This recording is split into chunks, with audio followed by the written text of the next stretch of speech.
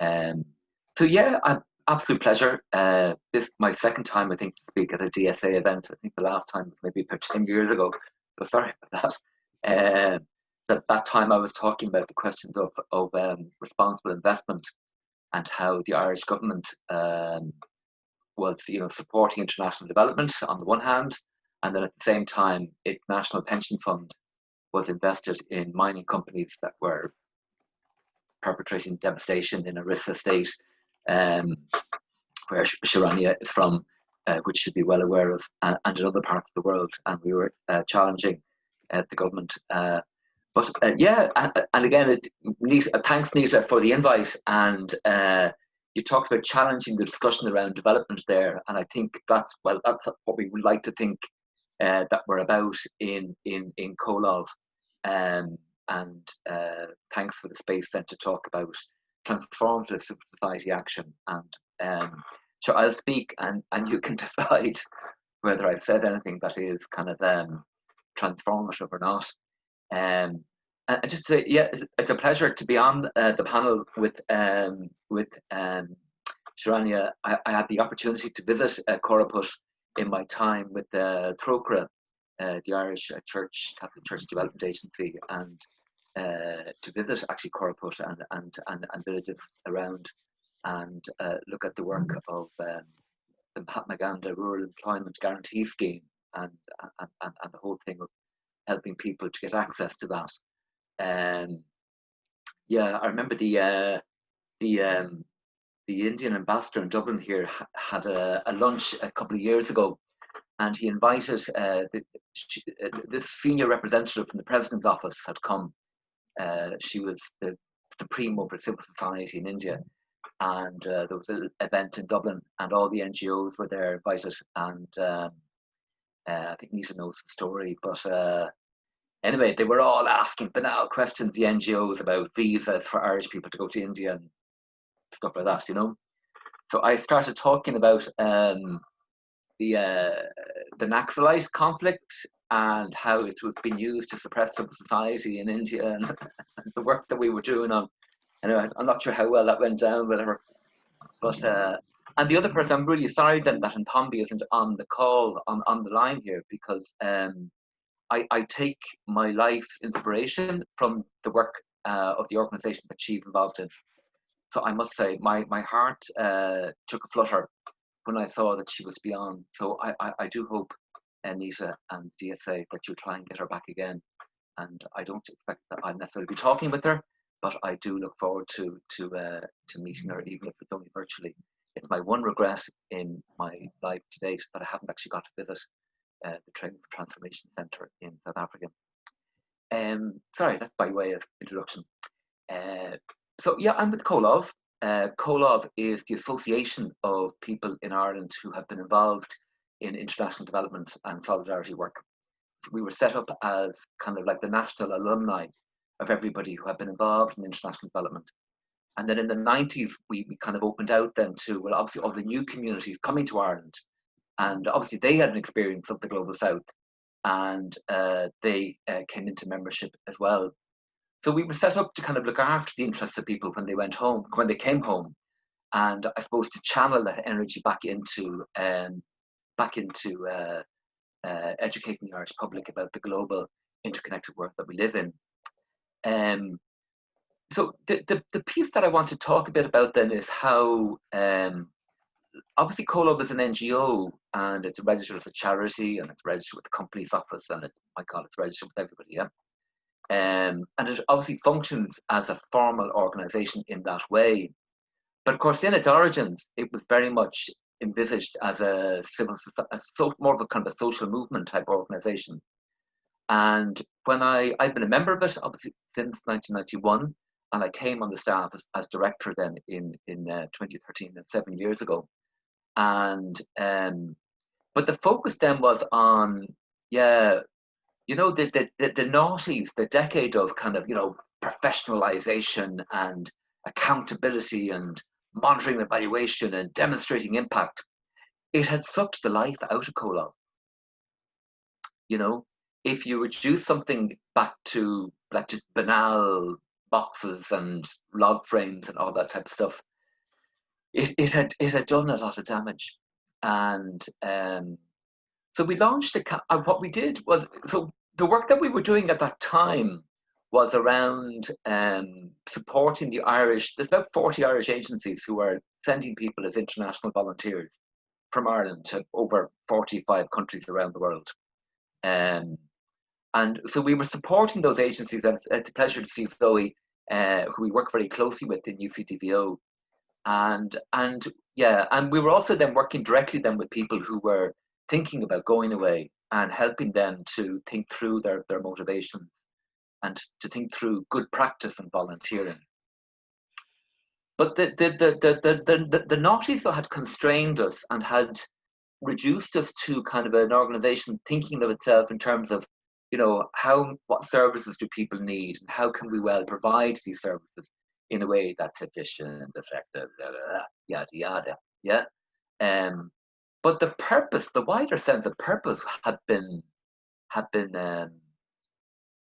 almost like forgotten, because our work isn't about the immediate thing of like helping the Irish agencies do the work that they do it well.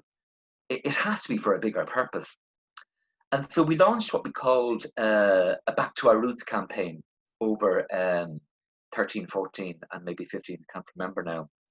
But it was all about tapping back into those legacy moments over the decades when the returned volunteers, the returned development workers of Comhairle had been like on the front line against apartheid in the 80s in Ireland.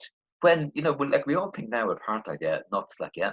But a lot of people in the early 80s thought South Africa was a reasonable state, just dealing with complicated, issues, and really there was nothing really to be seen here.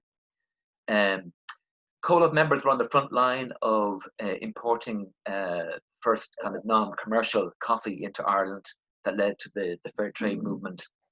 The Comhairle members and the Comhairle Refugee Solidarity Group, again, we were the first organisation to call for the right to work for those people who are seeking asylum in Ireland.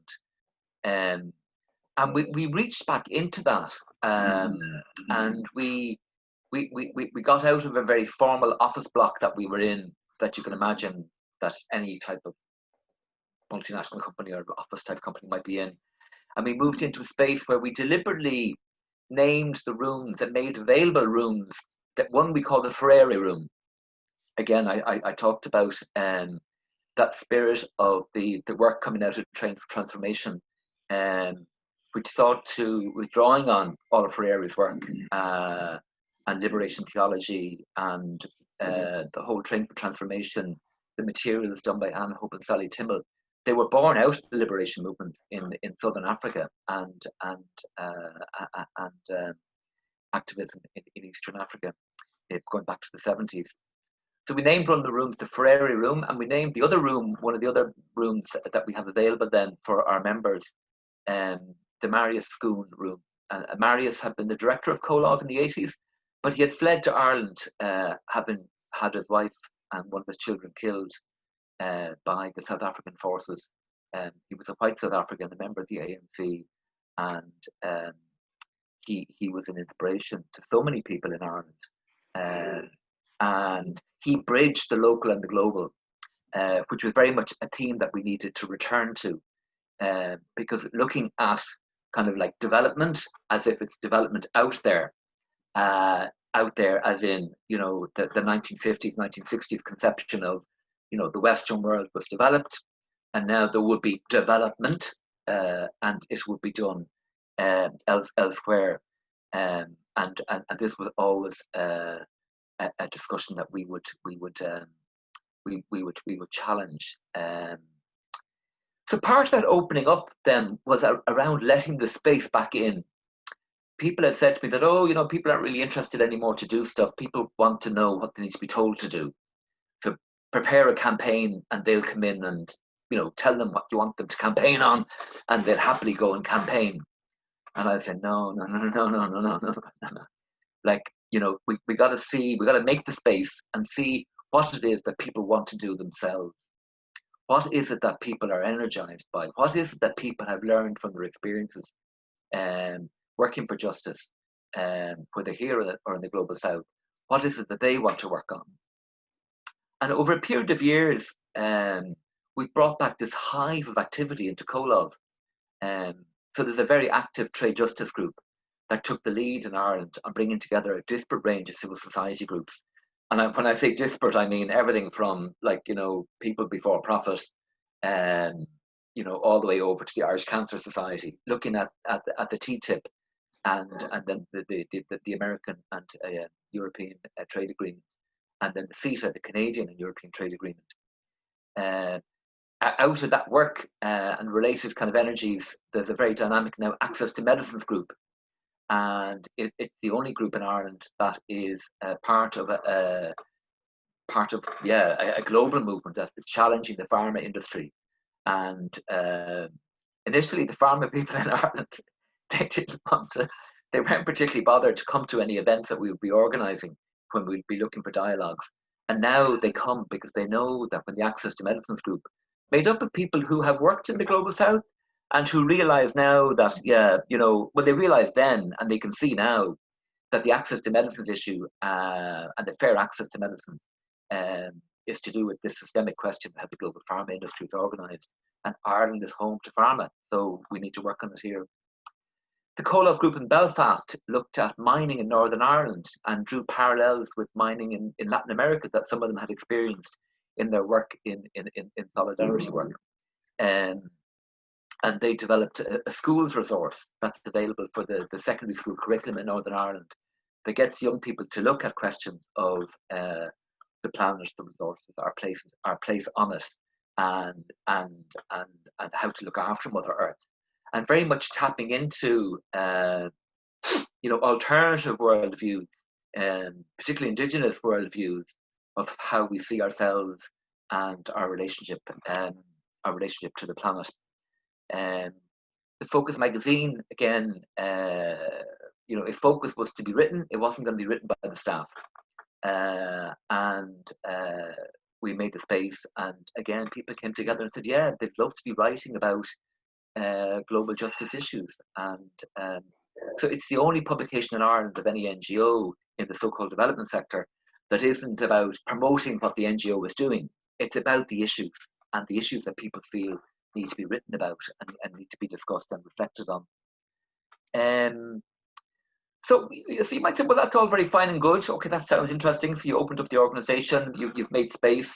One quick thing on that is that there's over 100 groups, global justice groups, campaigning groups, diaspora groups, Kurdish Solidarity Ireland, the Liberia Solidarity Group, the various Nepalese communities in Ireland, and they meet in the premises in Colov. We developed what we call solidarity use of the rooms. And there's the keys. This is how you use the rooms. This is how you lock up. Leave a donation if you can in the magic envelope, and have your meetings, your workshops, morning, noon, night, midnight, at Sunday, whatever you want. And there's over 100 groups that have used the premises over the last number of years. And we're really kind of proud of that. We're really kind of said, yeah, this is us kind of walking the talk of making the space. And of course, not many formal NGOs kind of do that, because they say, well, no, we're a formal NGO. This is the boxes that we work within. This is our mandate. This is what we do. And everyone else we're competing with them. And well, that's not and never been our perspective.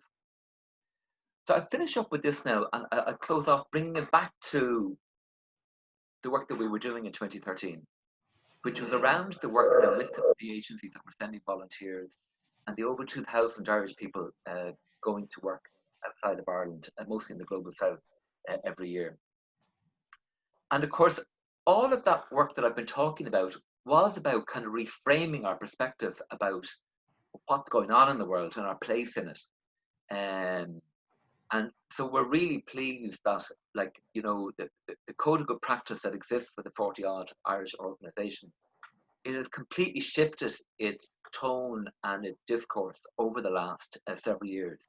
There are 3 yearly revisions, and the last revision in 2019 was done with the help of Neil Crowley, who used to lead the Equality Authority here. But it was also very active back in Colov in the early 1980s. And we've shifted the narrative, one from service provision, one from doing things well, to very much a rights focus. And that has been possible to kind of do that while we walk the talk in all the other areas of work that we've done in terms of opening COLA back out. The other thing, and that's very, very topical as I look here at Zoe on the screen, is that we have worked then in the preparation and training work that we've done with people before they would go. And now they're mostly young people. They're mostly kind of, under 30, and they're going for maybe a month. And for us, again, a lot of that is still caught in the framing, even though the context is totally different. But the initial framing of the 50s and 60s of people from the West can go to the global South and can do some good, can bring something, can teach somebody something. And of course, it's completely, it's nonsense, it's madness, And the thinking has really shifted in other places, like in, say, Norway, where for every Norwegian that goes to, say, Uganda or Kenya, there's a Kenyan or a Ugandan that goes back to Norway. So it's seeing, we're living in an interconnected world, and we don't have the answers. Certainly there is value in people going and experiencing other cultures and doing so in a spirit of service. But it has to be within a framing that is much more honest about questions of development and what have you. So I've definitely gone over. So I'll stop. That's fine. Thank you for that, Mark. So I think I'll ask Sharanya to, present her talk, and then Dr. Sum-Ming can discuss both the presentations, and then we open the floor. And hello, Mike. Great to see you here. Hi, Sharanya. You are on mute. Yeah. Sharanya, you're on mute. Sorry. Yeah, thanks. Thank you for the opportunity, Nita. And so basically, I would like to talk about, what me as a person who's been working with indigenous communities in Koraput, the southern part of Orissa, which is an eastern state in India. And what we have actually as a group of, small group of people understood the question of development tried to understand actually, and how the journey has actually been from unlearning whatever we learned in university and, through formal education, and how actually we went into a re-education or a actual learning phase when we worked with indigenous communities. So that's why I told Nita that whatever I would say is actually about undevelopment, the practitioner's undevelopment. So when we started working with indigenous communities way back in 1996, 97, we actually went, unfortunately, with an university education which had completely not prepared us to understand. We went with this very Ashish Nandi would say, a colonized mind, and about what is development, what is poverty, and notions about hunger, notions about exploitation. Extremely, a very, like in India, it's a very upper caste and upper class understanding of development. And when we went and started working, the first thing that we were asked, the communities that we worked with, they said that before you engage with us, you have to live with us. And that's when actually the unlearning happened. When, as we started living with them, we actually started learning about them. And what we really understood was that development was a politics that was being or a framework, a narrative that was being thrust upon indigenous communities in their territory by the politics of the, the upper caste or the very Western understanding of development. And the communities that we spoke to, in fact, when we were working with them, I realized that they actually do not have in their tradition, in their indigenous language, they do not have a word for development. They do not have a word for progress. They do not have a word for prosperity. And these are exactly the terms around which we understand development. And that I understood was our developmentality that actually had to be, that they challenged us to actually question ourselves and rethink as to why we were there with them and what we were really, doing this. So what we really, when we went there, I realized that the work with which we went or the framework with which we went, we had boxed ourselves into an understanding of development. And when we went to them and when we interacted or we lived with them, I realized that in fact they were some of the elders, the elders in the indigenous communities that we lived in, made us realize that even the indigenous communities are in a transition and they are moving towards that developmentality which has been defined by the Western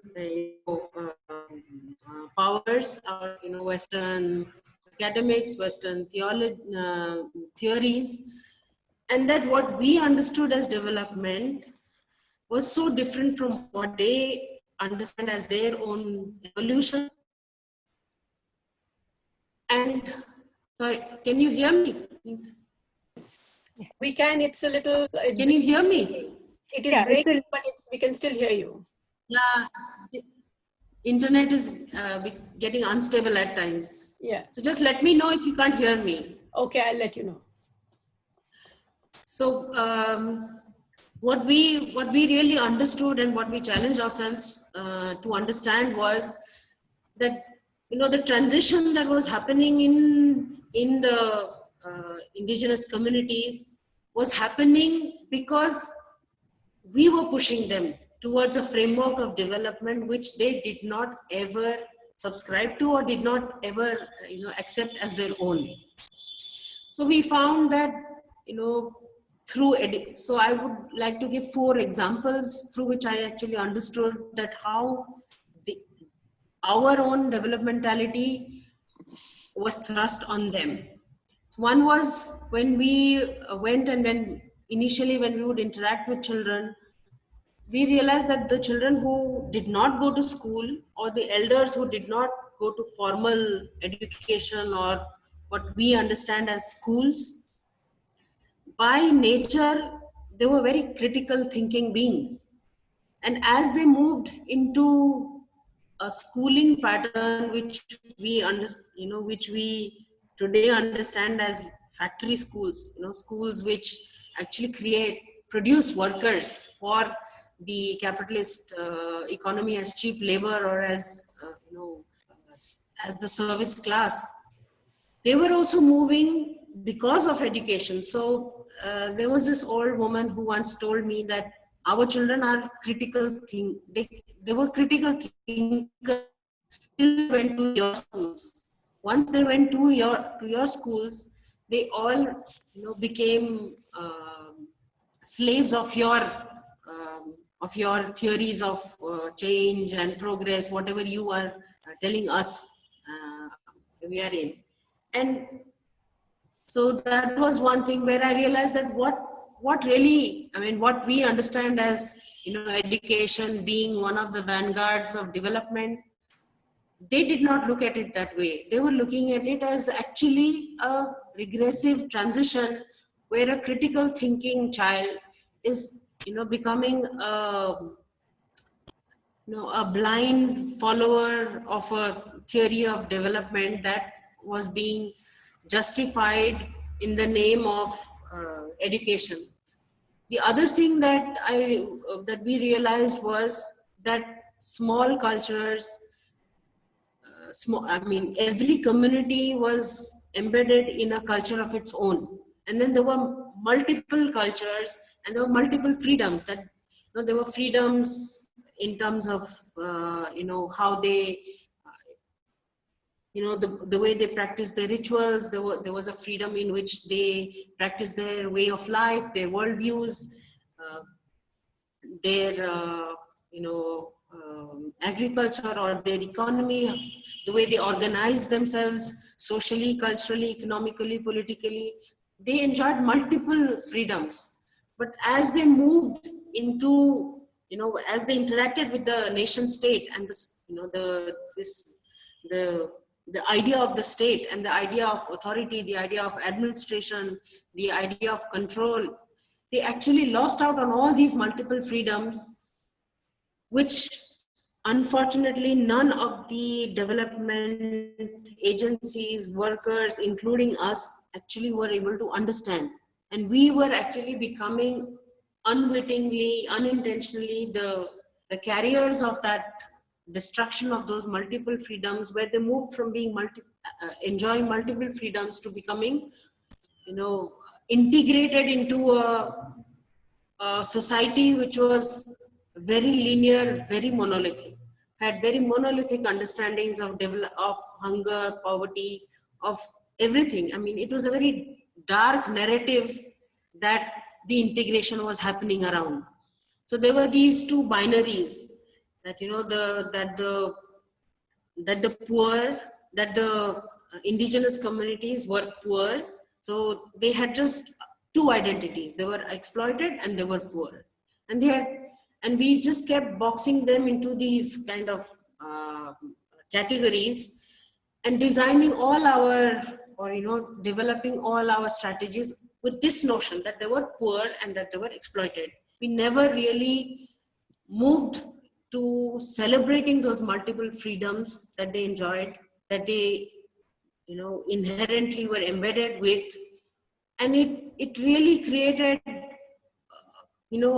a conflict between in the community, between a generation, an elderly generation which understood the value of these multiple freedoms, and this young generation with whom we thought we were supposedly empowering, who believed in the integration to the casteist,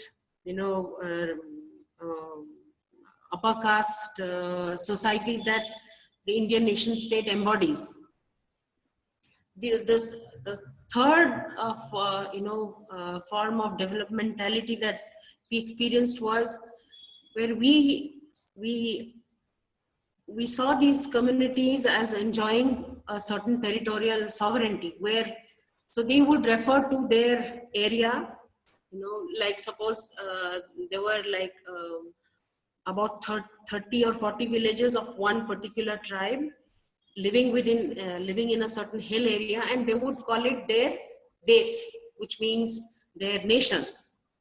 And the way they organize their communitarian sharing of resources, they identified that as their territory. So that for them was their expression of their nation state. And they have been facing multiple forms of violent dispossessions, from intellectual colonization to physical internal colonization, to complete dispossession from their territories. So they moved from enjoying a sovereignty over their territory to being dispossessed from these habitats or these regions. And unfortunately, the development organization narratives did not really, understand this dispossession that was happening. We only saw them as losing land, but not really losing a sovereignty, which is why we realize that the whole word of the whole development terminologies, narrative that NGOs are using in India have actually become disempowering. have disengaged communities with their pasts, with their freedoms, with their sovereignty. The other was our understanding of welfare, our understanding of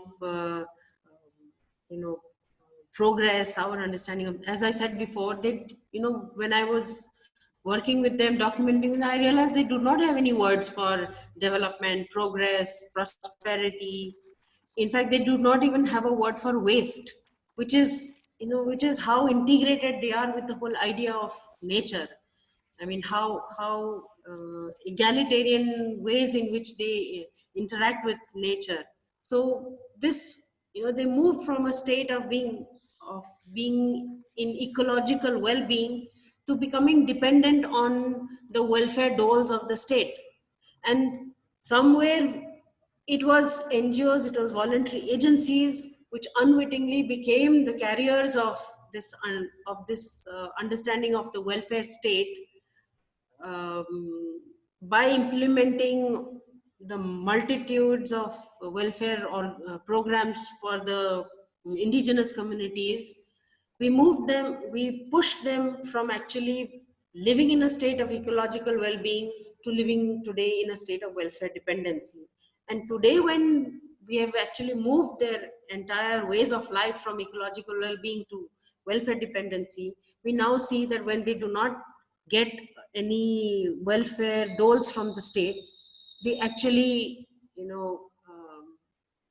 conform to our categories of poor and exploited, categories which we have created to understand them, but categories which they have not created to understand themselves. So when we went through this phase of from unlearning to learning all these realities, we questioned ourselves that what are we doing there? What are we really doing? Are we really engaging in development, or we are engaging in underdeveloping them?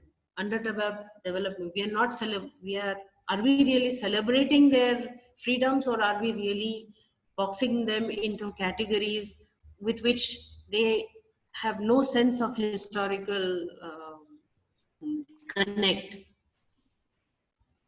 And that is when I take this word Adivasi resurgence, that we realized that there was a need for an Adivasi resurgence. I take this word from a friend of mine, Akash Poyam, who's a indigenous journalist who made us realize this word, who actually popularized this word, that there is a need within Adivasi communities for an Adivasi resurgence. Now, what is this Adivasi resurgence? Which we, many of us who have been working on this, we feel that this is the trajectory, or this is the transformation that the civil society organizations need to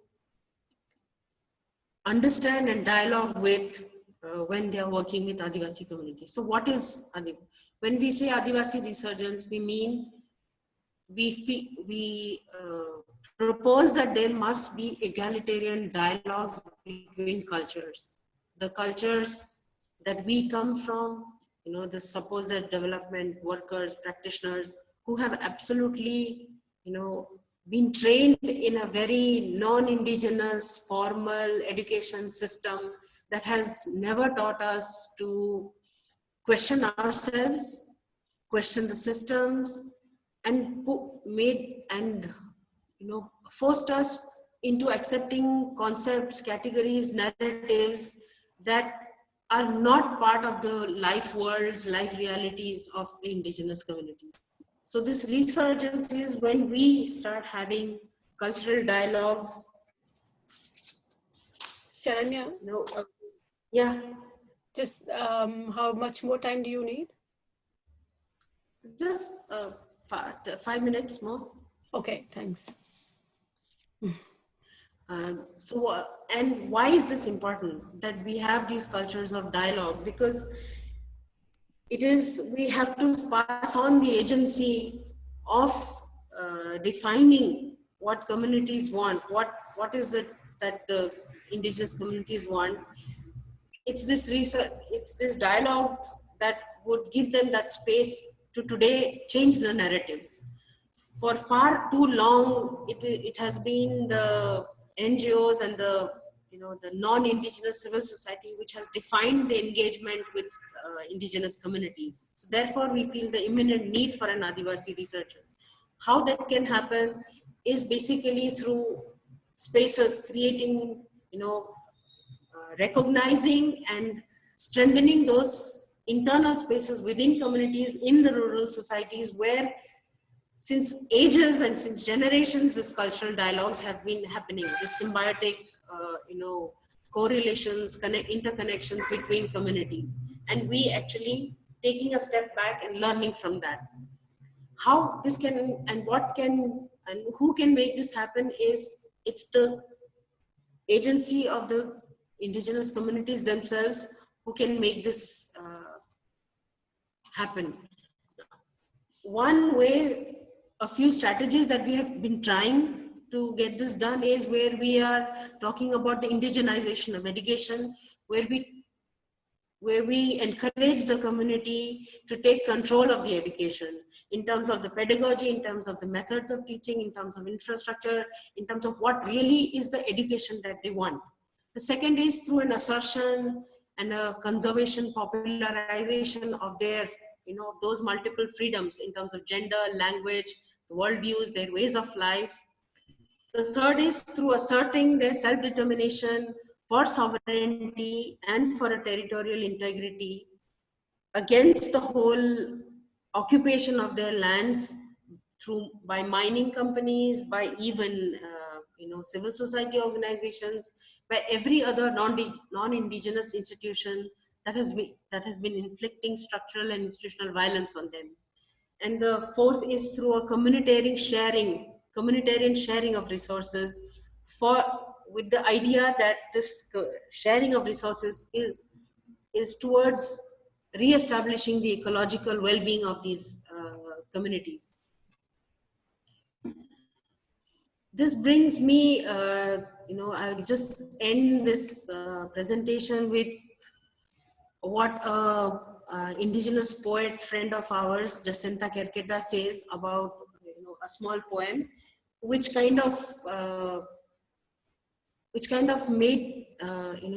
reflects what happens to indigenous communities when the idea of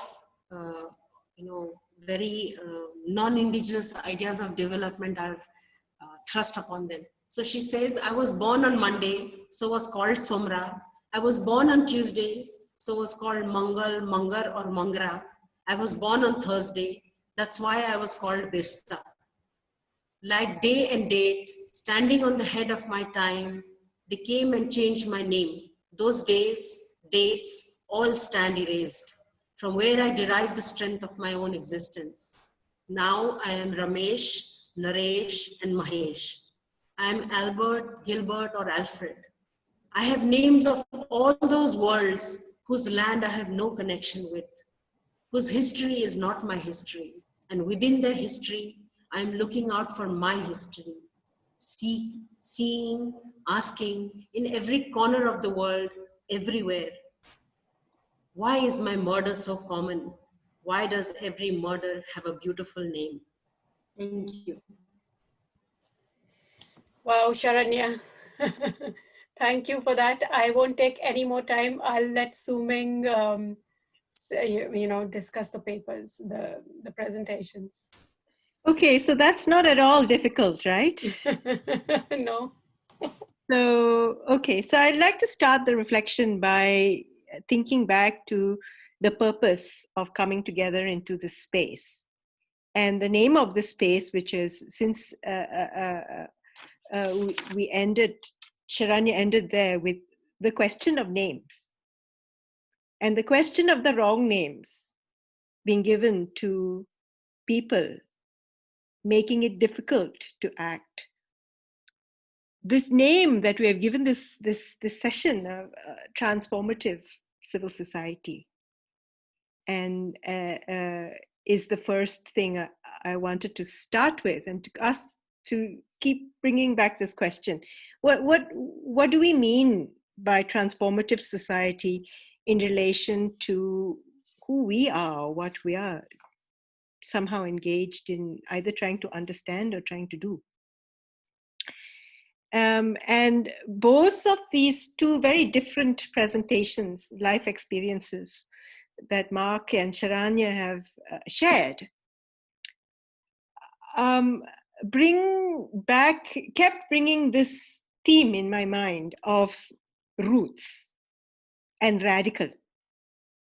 And the root of the word radical, which means root. Yeah, that's what a radical, I mean, so we think that radical is something that's completely different and elsewhere. But really what could be radical is the actual root of where the subject is rooted. And it's not about going elsewhere, but going down, thinking about the history, the words, the experiences, including the experiences of finding yourself in the wrong place. And this is a theme that has been permeating our conversations in the civil society group. Yeah? People who kind of keep having a problem with the place that we find ourselves in and having discomfort with that. Troublesome feelings about what are we doing here. So this is a theme that I could hear, this theme of what are we doing here? And what would be different if we had started from a different place, which was not expecting the place that you're trying to get to be a different place, but, and elsewhere, but the somewhere, that's the transformative horizon being where you are. So that was a really strong theme for me. And it's not like, this is not a best practice or a policy lesson. This is about reflective practice and thinking about where our shared experiences are bringing us to conversations about who we are, what are we doing, what do we know, what should we do, what can we hope for. So the theme of unlearning, to bring it back to this idea of roots and being radical and finding roots. So this is really interesting in where Kolov's journey was. And also in Sharanya's journey of going from being educated to unlearning the education. And where we are as also a scholarly group. So besides practitioners, DSAI, Civil Society Study Group is a group of people who study. We are interested in studying. So what does it mean to study, to reflect on, to think about, to read, to try and learn? So the question of education being completely wrong just kept coming up in different ways. And what we could do educationally that would be, instead of the reason why transformation is needed, to actually being a means of transformation. And that brought me to some conversations that I've also often had with Nita and with Tanya about human development, which is something we don't talk about enough in our development circles, because human development theory and human development philosophy is about multiple freedoms. It's about how do you really respect the fact that people as people value and think about freedom as exactly this, having multiple freedoms, which begin from them, not somebody else telling them what they need to be freed from or how they need to become free, but people being able to, for their own selves, express and be capable to be free to be and do the things that they have reasons to value, their own reasons. So that was something that I reflected on quite a bit. And I think that we need to talk more about this. So I really, really congratulate and I'm very grateful to Sharanya for bringing back to me that, we should talk about multiple freedoms. And that this is not just a high caste, elite, high class, theoretical, philosophical thing that white people are interested in doing. but that this is something that everyone is interested in doing. That Adivasi resurgence is about this, but also development resurgence and critical development is about this, I think. So there are just a few short reflections. I don't want to take up a lot of time because I think we may have some other questions or some other discussion, and I'd like to leave about 10 minutes for that. Yeah, thanks. Thanks, Sue. I think that was really interesting, the reflections. And I'm just going to open the floor, but I'll ask Tanya if she has anything to share before I open the floor. And please, everybody come in and ask questions. Mike, you are also there. Maria and Winifred, welcome. So, Tanya, you want to say something? Yeah, a lot has been said already from Sue, which I think have been very important in response to, yeah, the really reflective inputs that came from Mark and Sharanya. This reflective space, you know, that we have now, and that was the reason, apart from the fact that I have, I don't know, hundreds of emails to respond today, when I heard, you know, from you half an hour ago and the topic of the session, I thought, okay, you know, let me deprioritize. Let me join this session, because I think this is the way we can develop a common reflective space, which is so important after what we have heard from Mark, you know, regarding the reflection, how the whole NGO business turned into results-based management. And that's something we have discussed a lot, Mark and myself, years back, and felt to different kind of fallouts, you know. I mean, Mark has left Trocare, I have left a couple of months later. I started my own journey, you know, to reflect about what I have experienced in a quite big NGO, you know, that comes from a solidarity movement, but has come more and more under pressure, financial pressure, competition, and so on.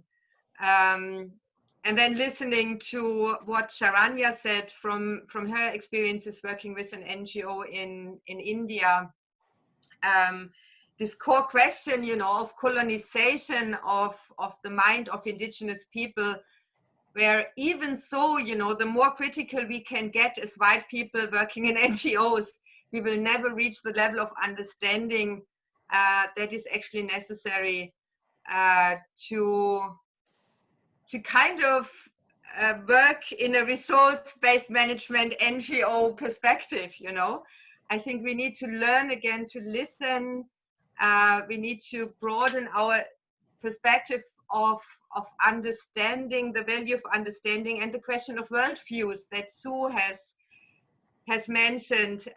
We need to respect different worldviews. When I have a discussion, and I haven't said what I'm doing now, when I introduced myself, I'm teaching at a school of social work in a master's degree, international social work with refugees and migrants.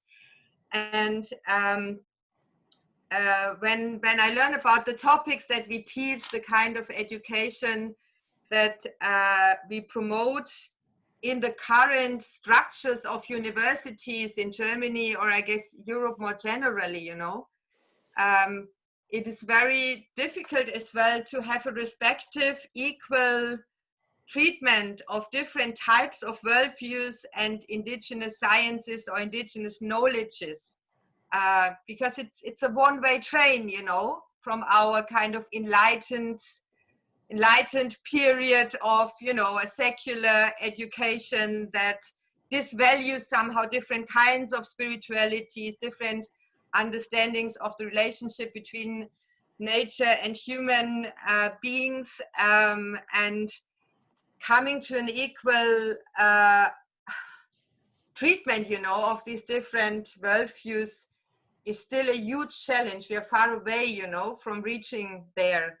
So coming just to Sharanya's last point, you know, on taking ownership of education, you know, I think is something which is very important, most probably for many nations in the global south. And then actually this unlearning, you know, of our Eurocentric views, the provincialization, if you like, of the minority global community, you know, and understanding that there is much more understanding of human development, you know, and I guess this is a long journey to go, but if we create these kind of border thinkings that comes up now between us from different corners of the world, there's a little bit of hope, I guess.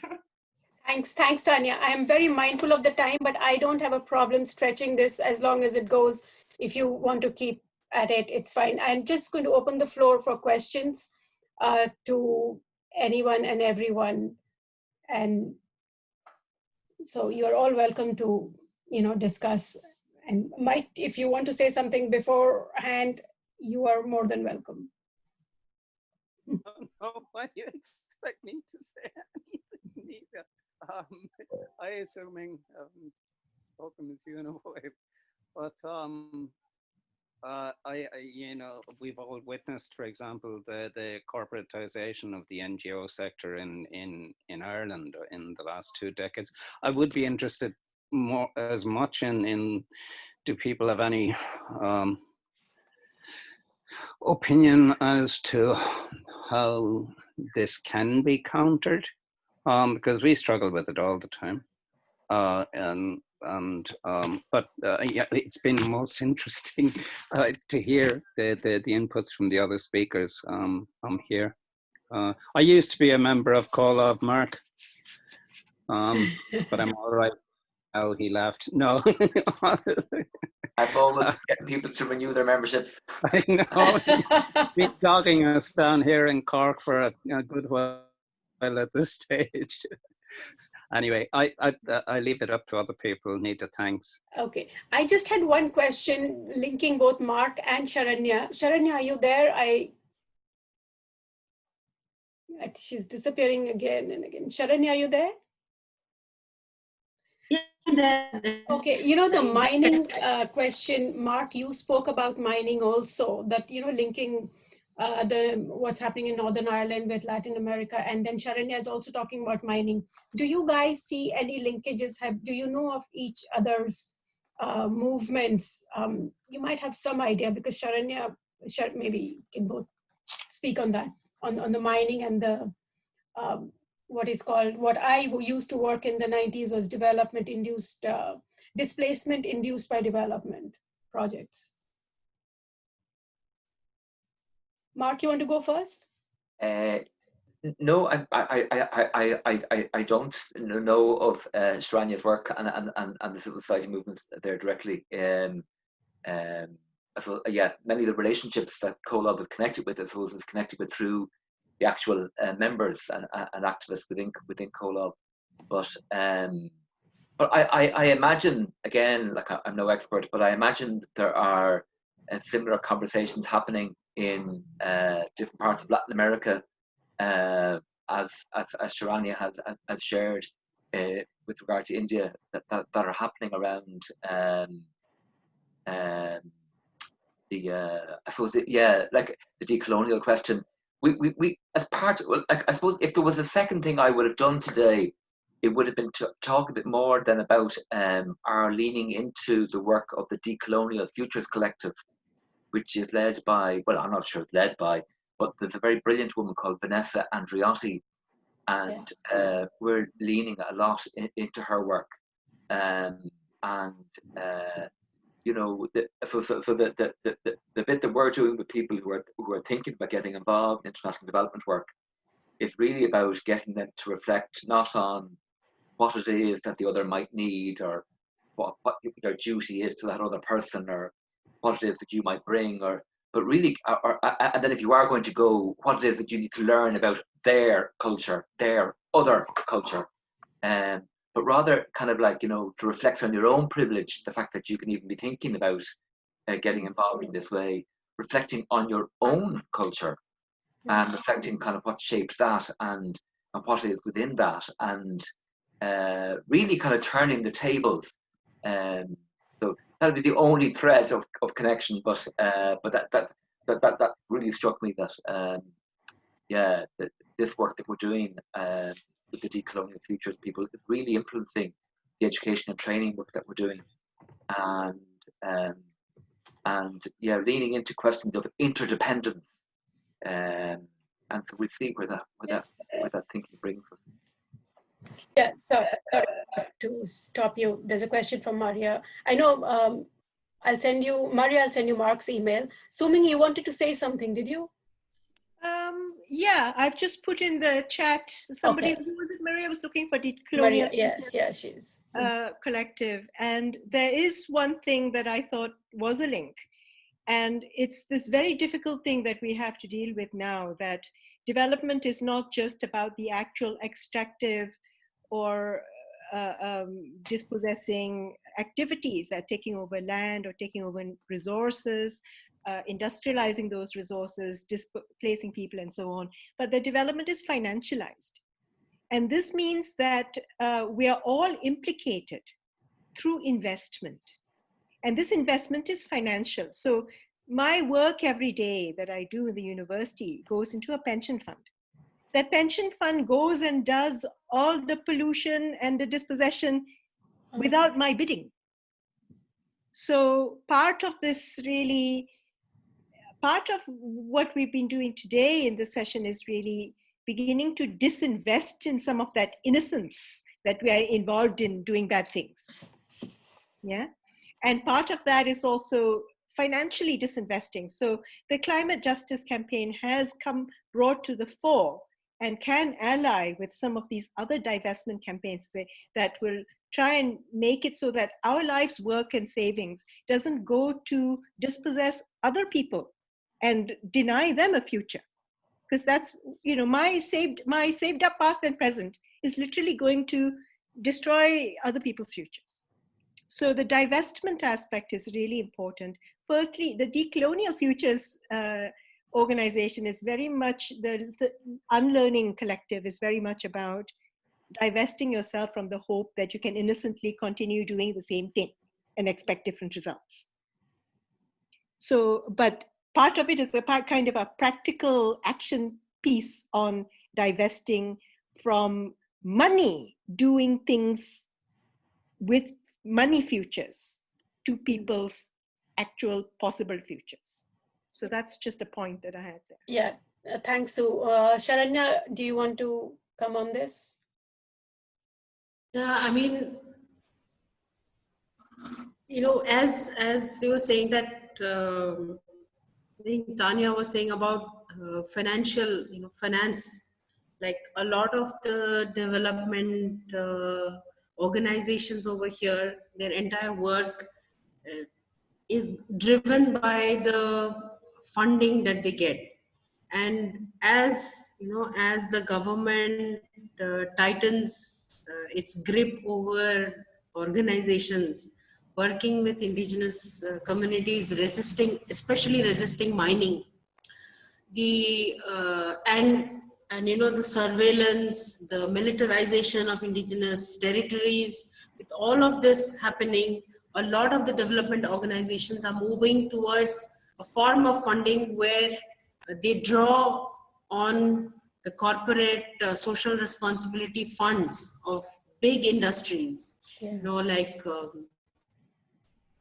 Like most of the the MNCs, or most even the state-run mining companies have been funding NGOs to justify the extractive, destructive mining that's happening. So, for example, recently there were the state government and a few NGOs, in the name of forest conservation, in the name of plantation, in the name of greening the earth, have been planting trees like saplings on the shifting cultivation plots, or the hill cultivation plots of indigenous communities, which they have been managing for generations now. So in the, a lot of what I was saying, that this development narrative, which itself is so destructive, forget about the mining. I mean, we all know that mining is destroying, but even the development narrative that NGOs draw upon as is not benign, or is like Sue was saying, that it's not this innocent thing. We are actually occupying indigenous territories in the name of forest conservation, in the name of education, in the name of so-called development work. In when we talk about eradicating poverty, eradicating hunger, there's this one single narrative of development which just bulldozes over indigenous communities' ways of life, their worldviews, their religious, political, every system. And more NGOs have been uncritically taking funds from all these mining companies and investing them. So one is, okay, the pension funds are investing, but even mining companies, state-run mining companies are using NGOs. We have deliberately become part of the destruction. We have deliberately allowed our model of functioning, by design, because development work is so dependent on funding, where we do not really look at working, on an egalitarian power sharing, strengthening the community's agency in giving their consent. When the communities are saying, no, we do not want a plantation. We know how to manage our forests. We know how to manage our schools, but we do not believe in that agency of the community. And because we believe in this narrative that the community is incapable of all of this. And when we have decided our formal education of 20 years has told us communities are incapable, we believe in that incapability, and we take funds from corporations to further, deepen that narrative that they're incapable. So we have to go and plant trees because they cannot conserve the forest. We know how to conserve the forest. So we need to go and plant trees. And what are the trees that are being planted? Trees that have a timber value, which after 20 years will be harvested for timber, or because the area that I'm talking about, there is a paper mill over there. So they need to plant this eucalyptus, because eucalyptus is raw material for paper industry. So in the name of plantation, we go and plant those trees which will which will feed into the the mining industries or the paper industry, or the other kind of extractive industries that are occupying lands of indigenous communities. So we really have to start thinking about what really is this development model, and how is it thriving, and why do we need to strengthen our engagement with communities, where their dialogue, where their understanding of development is bound to deciding what intervention will happen in these communities. Thanks, Sharanya. Does anybody else have a burning question? Ruchi, you want to say something? I just actually wanted to raise, and maybe we're running out of time for this, but the kind of elephant in the room that Sharanya has particularly alluded to is the intermediary role of the state, right, between INGOs and tribal communities and local communities everywhere, and how the state ends up, in some cases, very directly setting the paradigm for intervention, and in other cases, at least, having a very strong suggestive hand anyway.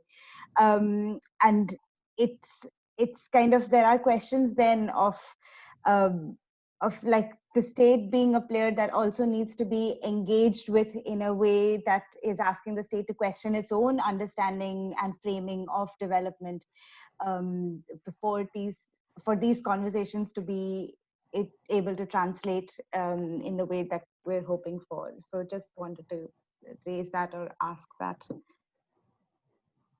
Do you want to respond to that, Sharanya or Mark or anyone else? Yeah, it's very important that not just the communities, but even the like NGOs, which I would say are intermediaries, the extension of the state. We do not function as extensions of the community. We actually end up becoming extensions of the state in indigenous territory. And therefore, we need to also first question ourselves, question the state, that, what is our role? Why have we played into the state's narrative of people being poor, people being hungry? No, they're not poor, they're not hungry.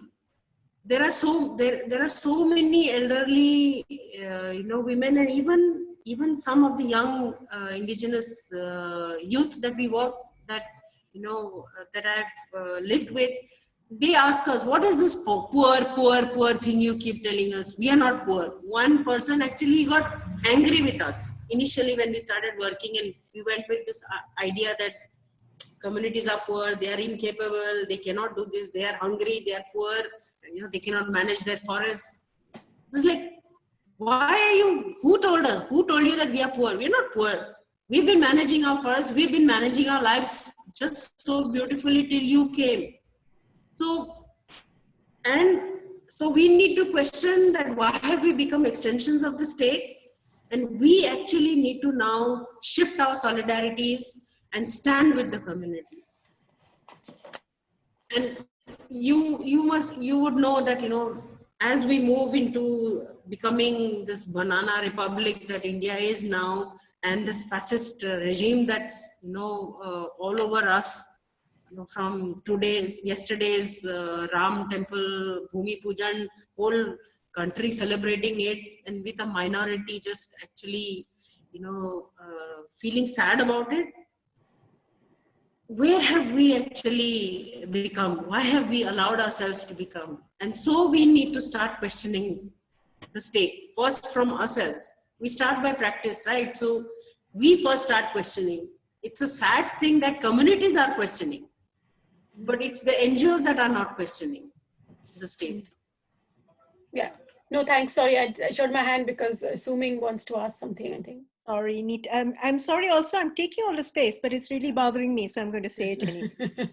And I think that this relates to Mark's disenchantment with the whole results-based management, and Tanya's disenchantment also with this, and the way in which civil society organizations were transformed from within to colonize themselves.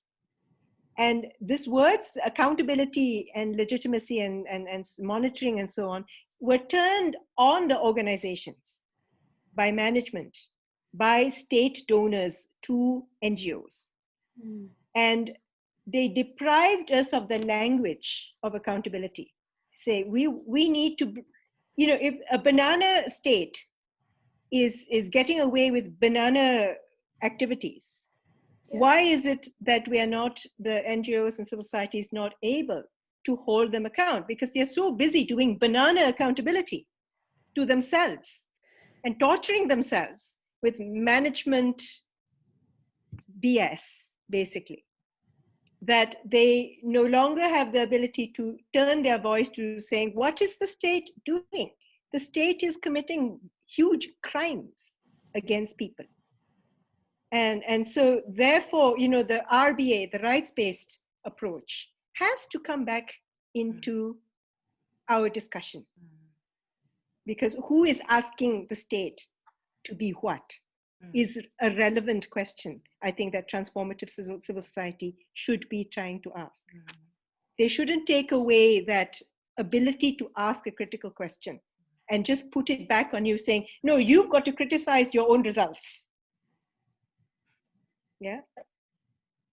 Or you have to criticize your own financial probity and so on. You civil society organization with a budget of nothing, while the government will get away with using all kinds of budget for all kinds of everything. So that's just what was bothering me, and I'm just getting off my chest. Thank you. Thank you, Sum-Ming. Does anybody want to ask anything more, or should we thank the speakers? And my two discussants and everybody else who's participating here. Yeah, Maria, you're mute. Yeah. Yeah, hi. Unfortunately, I wasn't able to catch the earlier part of this whole session because I was in one of those annoying results-based management meetings in Dirty Corporate INGO that I work for. I need to have a job, but a lot of the questions. Maria, your voice is breaking. Oh, is this better? Will I hold up the mic? Yeah, it's better. Yeah. Okay. I'm using my Dirty Corporate laptop for this conversation, so perhaps they're censoring me or something. So just to know, is the I think this is recorded. I would really love yes, to kind it of is, listen back to some of these conversations. I find when I connect with these conversations, it kind of helps me get my soul back, and because there's a lot of that gets lost when you have to do these kind of roles. And I'm not sure if this has been covered already, but there are two kind of trends that I've seen inside an organization like Plan. One is since I can remember, it was like December 2018. Suddenly we announced that we were a feminist organization, and which is, you know, you'd think is a good idea, but some really weird trends are happening around that, and it's a very, very white middle class kind of Eurocentric type of feminism, I think, that we're practicing, and I have been significantly silenced for even raising that as a question, because there are a lot of very powerful middle class white feminists who are in the layers above me. So, you know, this is what happens. So people are very, very personally invested in these kind of narratives, and kind of taking the power out of these narratives essentially, and not allowing them to be interrogated in any way. So I'm just wondering if that was raised at all. And then the other one that is happening since the kind of Black Lives Matter movement of the last few months, the activity of the last few months. Obviously, Black lives have mattered for a long time, and the movement has been around for a long time. But the activities that have been happening in the last few months has pushed Plan also into having this conversation about decolonizing development, which again is not necessarily, which it feels like a lot of words. It just still feels like a lot of words. So I'm just wondering, and again, issues that I've raised around that, I've been directly and indirectly told to stop asking awful questions. So, you know, this is what goes on all the time. I mean, obviously there's change from inside, change from outside. You know, when you have a big corporate like that, that is very Maria, much. your voice is breaking again. Sorry, lost the thing. Where they still talk very much in terms of market share, and they still talk very much as a service delivery type of organization. So all of the issues that you've been discussing just now, you know, I can see those playing out in our daily conversations that happen sort of on the sidelines within an organization like that. So I'm just wondering if these kind of internal trends in these organizations have come up in your conversations earlier, and the subversion as well of kind of more radical discourses, and how the power is being taken out of these kind of things when they do happen internally, because ultimately these machines are very, very good at self-survival, and that's what essentially, you know, that's what they have to be able to do. So yeah, that's my question. Did that come up? Thanks, Maria. And also, how do I get the recording and the slides that we're it's going to go on the DSAI website. Thank you. Oh, you're welcome. Mark, you want to go first? Yeah, I it's, yeah, you like the amount of like what really struck me was the depth of reflection that Sharanya and I imagine her colleagues have gone through, and I imagine that's been a journey for many years, and you know, and then with some legitimacy, Sharanya can speak now, and you can see how a big NGO, whether it's Plan or whoever, and they overnight they say, oh, now we're a feminist organization. You kind of go, oh Jesus, like, you know, like where's been the heartache over the years? Where's been the, you know, the really critical reflection, and just, you know, the like with more and more corporate types coming in to deal with the governance and accountability questions of not-for-profit charities, companies limited by guarantee, etc. They just can't get their head around the fact that maybe we need to spend the next number of years really reflecting on what it might mean to be a feminist organisation, and what sort of journey do we need to go on, and what that means in every facet, the way we relate to each other, let alone our programs, what have you. So yeah, this stuff requires time, but yeah, and the challenge in it is to, like, you know, it's ironic that, you know, the talk is of, oh, we want learning organizations. You know, the talk of the big donors will be, you know, we want learning organizations, critically reflective, but I don't know. Yeah. Thank you, Mark. Sharanya, you want to say something?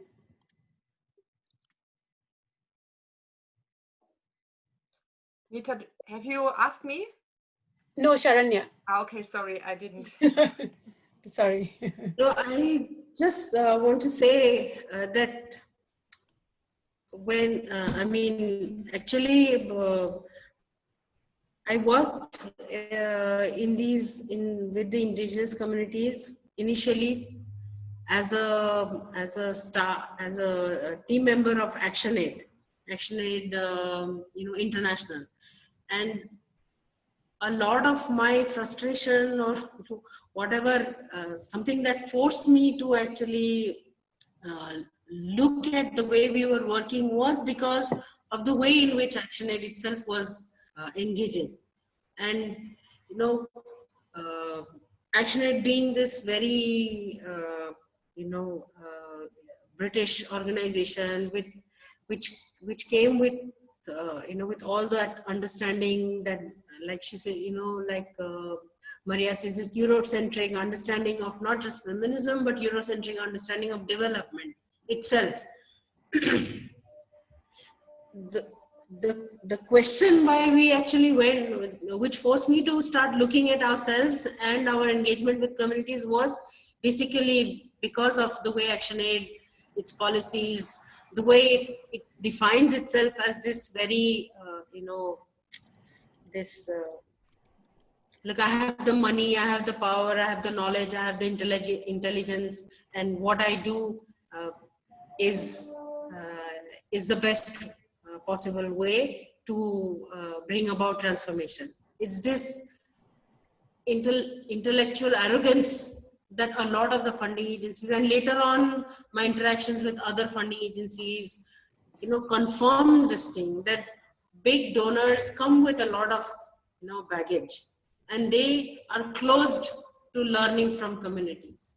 And even within the systems, they do not create space where, you know, this culture of dialogue between communities. They say, like when we were in ActionAid, we used to say partnering with communities, but we really do not, like Mark says, we do not have our head around it because we do not understand what partnering is. The first principle of partnering is we decolonize, disempower ourselves. But we still don't know how to do that, and we still haven't learned how to do that. The one thing that would give me a bit of hope then was if maybe the Black Lives Matter movement, like there's real pressure now to, you know, for organizations to like something's got to change, like, you know, and like, yeah, so for example, like, you know, like when you have a meeting of the DOCAS agencies, and I don't mean to badmouth the DOCAS agencies, hey, like Colum is one of the DOCAS agencies, but when you have a meeting of the DOCAS agencies, there'll be 40 of these pictures on the screen here, yeah, and like they're all like maybe 38 of them are white Irish people, like, and you kind of go, wow, like, do you know what I mean?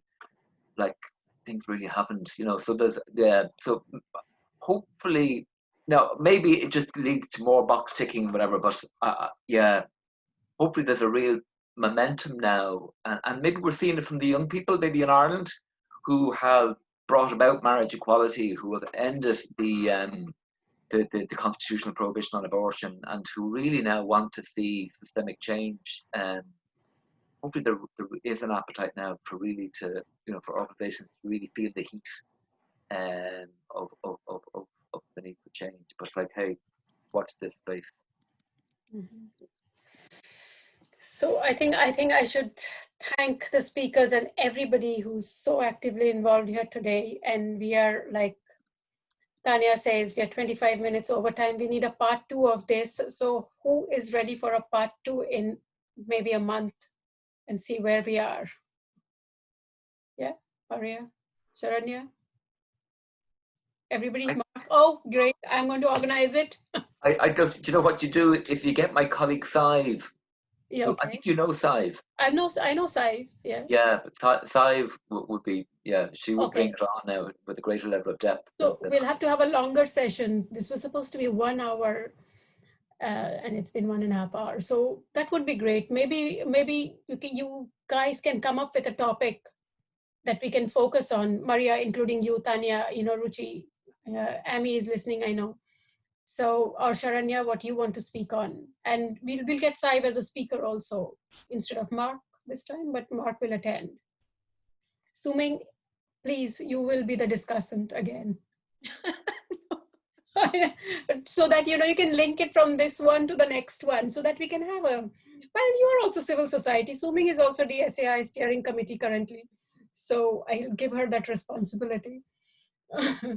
So any last observation, anything else? And thank you guys. Thank you, Ruchi. Thank you, Maria. Thank you, Sharanya, Amy, Tanya, Sum-Ming, and Mark, and Mike, and everybody, and Vinny, Fred, and everybody else who was here.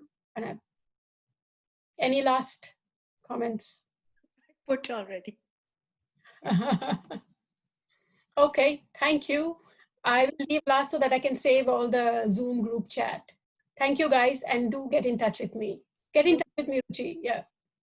Thanks a lot, Sharanya. Thanks, Mark. Pleasure. Pleasure, everybody. Take care. Bye. Bye. Bye. Bye bye. Bye.